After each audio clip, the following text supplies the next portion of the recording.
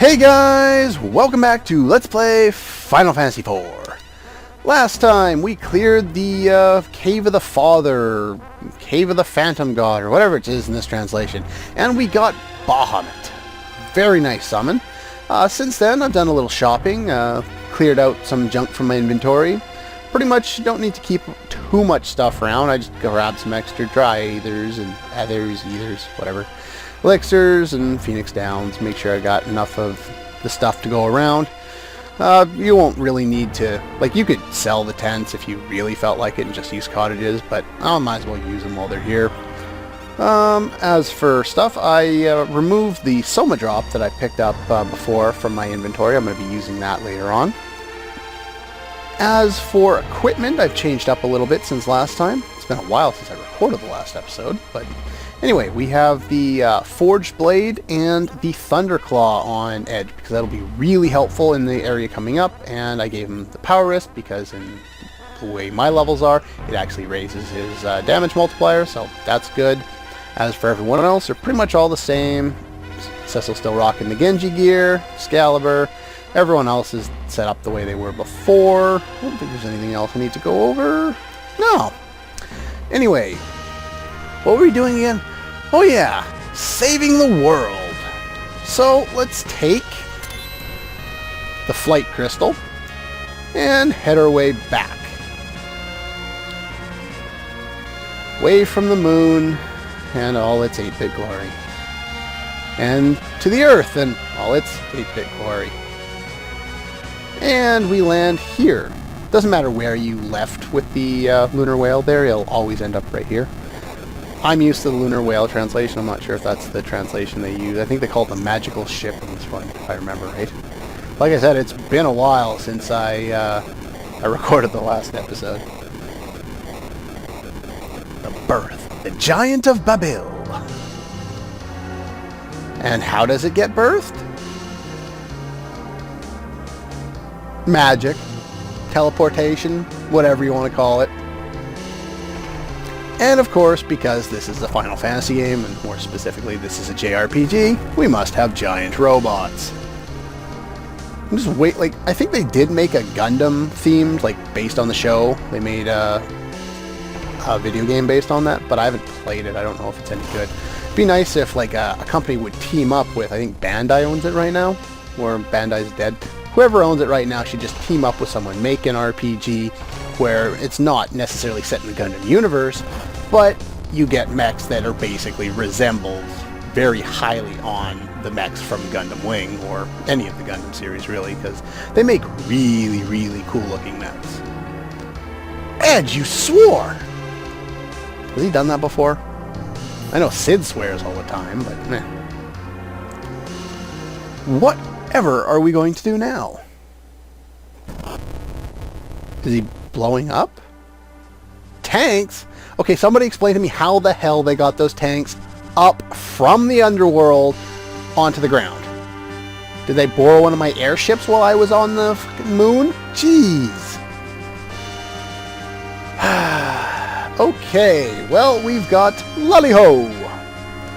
We have the dwarves with King Giot, and somehow this guy's alive. Game, stop reviving everybody. Stop reviving everybody. Alright. And we even get some of the Sylphs to help him out. I guess they're trying to hold him up so he doesn't collapse on himself. And airships, which we haven't seen since, like, the opening. Yep. And there's Sid. Of course, he's, you know, all fine now. Not stuck in bed anymore. Neither is Yang. And look at that. These two are back again. Yay. So yeah, the way they say it there is the Elder restored them. And from the different translations I've seen, apparently it has something to do with having a very close relationship with the kids. And no, that's not a pun against, oh, what is it, Catholic priest or anything like that. No, it's just because he's basically like a father figure to the entire village. And so he was, you know, he was close enough to these kids that he was able to reverse their petrification when no one else could. We're all going to fight against the thing that nobody knew was going to get here until just now. And of course, Edward's fine too. Yes, of course. And he's got dancers with him. I think I like Edgar's position, or Edward's position. Edgar. I'm thinking Final Fantasy VI. What's wrong with me? Maybe we should play that game soon. I haven't played that game in a while. The giant... It's a machine. It's just supposed to shoot at things. Come on. Oh well. Anyway, now the plan is, with any giant monster, we're going to get inside and destroy it from within. And it always seems to work, even though it doesn't make any sense that it should.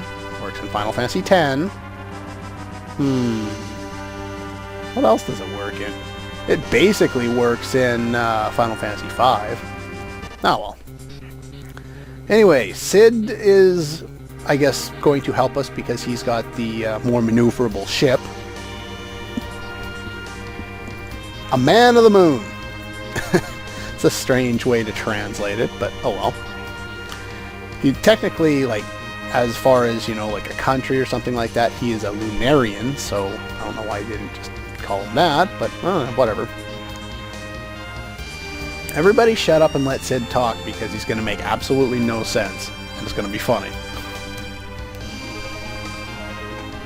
Whee! Sid, what are you doing? Sid? Whee! And boom. Now, I believe we're stuck in there. That might take you out. I'm not going to figure it out right now. Oh boy, back attack. Yay, my favorite. Okay, we have a couple of new enemies here. And I didn't write out a bestiary for these because every enemy in here is a machine type and every single one of them is weak to lightning. They also are pretty much all machine types, so they take additional damage from... Probably should have attacked with him, but want to get everybody in the proper rows so that Rydia doesn't die. Come on, Edge. You can do it. You can do it. Alright, and a very important thing to have here is Bolt 3.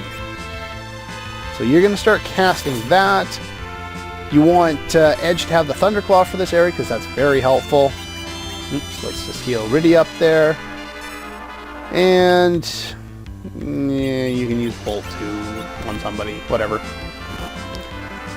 Bolt 2 doesn't do all that much in this area. I just don't want to waste all of his MP, so... A large majority of the damage in this area is going to be done by Rydia and by Edge, because Edge's Thunderclaw is really, really good in this area, and people are taking forever to cast spells! Hurry up and cast spells, please! Thank you! Look at that damage! Awesome! Edge can one-shot a lot of enemies in here just because of the massive amount of damage he can do by, one, having the Thunderclaw to exploit the creature type, and two... God, that's pathetic. Absolutely pathetic. We're not going to use that. Alright, let's get back to Edge's turn, because Edge just flat out does more damage. Have him finish off the one in the back. Cecil should be able to take out the one in the front. If not, I'll use weak attacks to finish it. Nope, he's gone. Perfect. Anyway, what was it? The alert enemy, or whatever, the little round bulb in the back there. You can steal sirens from them. Game, stop that. It's not a good idea to use his ninjutsu in here because his normal attack will just do so much more. And you should really be single targeting with your Bolt 3 spells because it usually is required to take them out. I'll just use weak attacks and Cecil's attack. Probably heal Edge. Probably use a spell. Nah, maybe later. I'll heal off screen, whatever. No big deal. Come on. Bolt 3. Yeah, because they can almost take out most, they can take out most enemies in here. No? Didn't think so. Yeah, I can't remember exactly how much HP they have. Hey, that hurts! Somebody heal him, please. I want instant cast. Potion. Come on, use a potion. Thank you. don't want to die. Well, it's not the start of the recording anymore, but don't want to die, period. Well, I'll just heal up and I'll see you in a second. There we go. Now, no more battles every 2 steps, please. Alright, in here, we just head this way through teleport pads, which gets us all the way up to his chest in seconds.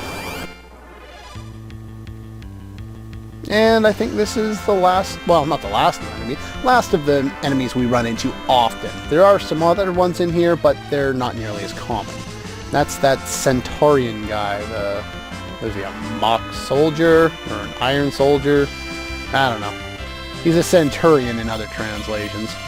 So yeah, I'll just start attacking now and use you to change rows.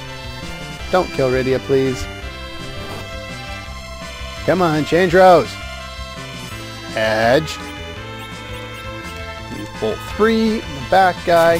The other thing that works really well in here is Fusoya's Quake spell. I don't think Rydia has that spell yet, so you could use that as well.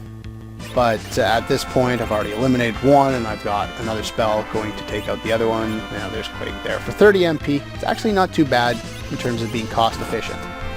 And it hits everyone, does a reasonable amount of damage, 2,000 to 3,000, maybe a little more sometimes. And let's see if we can finish these guys off. Not too much to worry about. None of them can really do anything that's all that dangerous to deal with. They just have a reasonable amount of life, and you have to take them out. And it dies. Yay! More money, more money. Oh, and a tent. I don't need that, but I'll probably use it sooner or later. And we got a shuriken that I may or may not use. Not really all that useful at this point in the game. Damage is just kind of underwhelming. And here we have another enemy, Giant Soldier. Anyway, let's just attack this guy. Again, he's a machine type, so he'll take extra damage. Other thing we can do against this guy is cast the stop spell to disable him from being able to actually hit us, which is beneficial so that we don't take too much damage. So I am gonna... Woo! Probably should have single targeted Fusoya with that one. Well, let's do that. There we go. He's stopped. He can't do much of anything now. Once it gets to that point, there's not a lot to worry about. Hurry up and cast that spell. Thank you. I don't want to have to heal off screen. God, your magic stat sucks. Oh boy. Why did I have to get Tella again? He basically is Tella, and I know I ranted about this last time, but why? At this point in the game, why? Ah, well. It's not that bad, I guess. Anyway, that battle was much better. I didn't get a tent, I got a cottage. And there's High Potion that, meh. Meh. So many of the items, just meh. They really are kind of underwhelming. Ouch. Yeah, like there are a lot